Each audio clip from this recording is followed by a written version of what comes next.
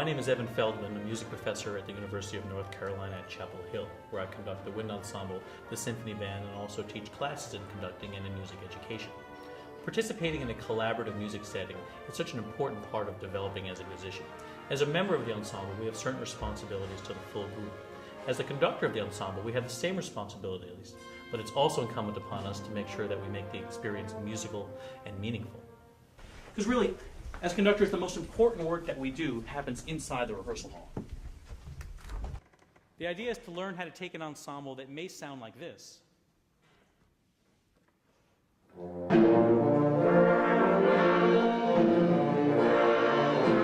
and to develop it to eventually sound like this.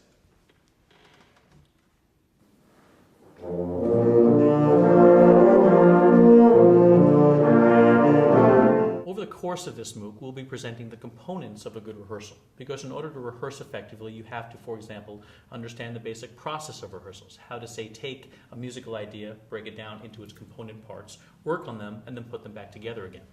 There has to be a certain command of conducting technique, and although this is not a conducting class per se, there are certain skills that can help us reinforce and support what we do in rehearsals.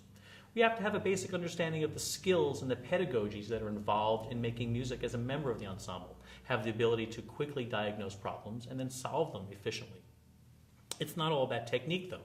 It's also about taking a large group of musicians and crafting a coherent musical point of view, or a musical statement, or a musical argument, and doing it in a way that's compelling and expressive. And it's always about picking great literature, learning it thoroughly, and coming to rehearsals completely prepared.